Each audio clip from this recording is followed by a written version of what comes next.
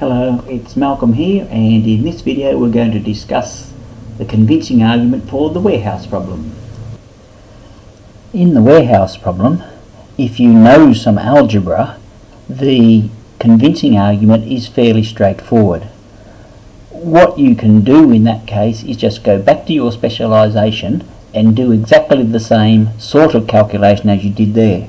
So when you were specialising, for example, you started off with an original price of $100. Now if you did the calculations with $100 and you did the discount first, then you probably said, look, the sale price will be, now I will calculate the discount first, so I will take off 10%, and then I will add on the tax.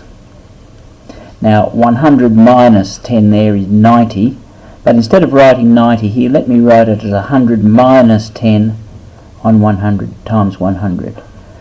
So you can see here is my discount, and then here is the tax on the discounted price.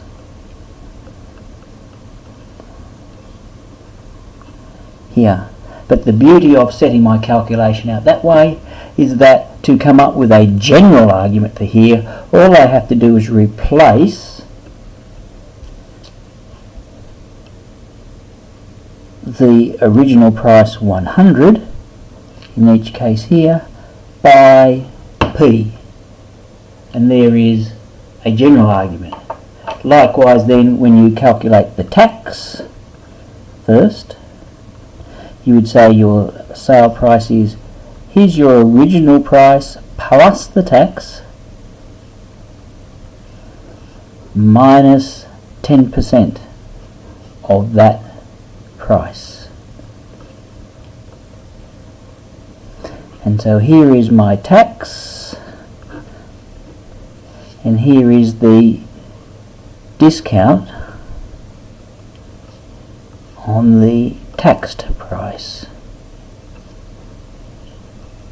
And again, to come up with my convincing argument that works in general for any price, all I have to do is replace the 100 in each of these by my P.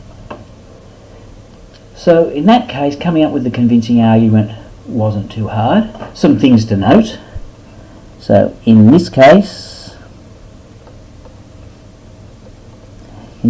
the convincing argument seemed to involve a lot of symbols and equations. Convincing argument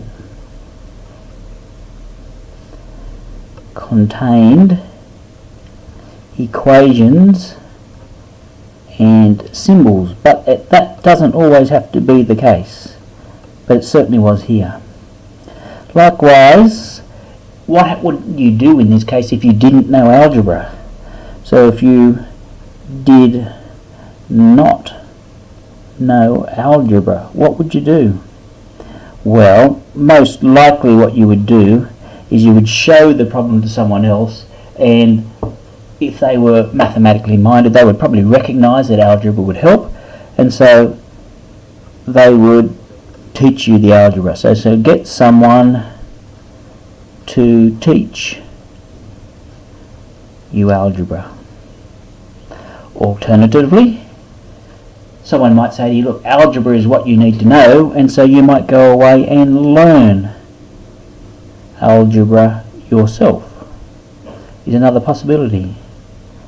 And if it was really extreme, then you might say, and nobody could teach you, there were no resources to learn the algebra, you might have to go away and invent algebra, or parts of it anyway, yourself.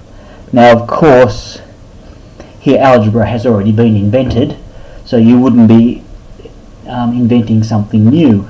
But there are plenty of examples in the history of mathematics where to come up with the convincing argument and hence solve the problem, mathematicians have had to invent completely new branches of mathematics.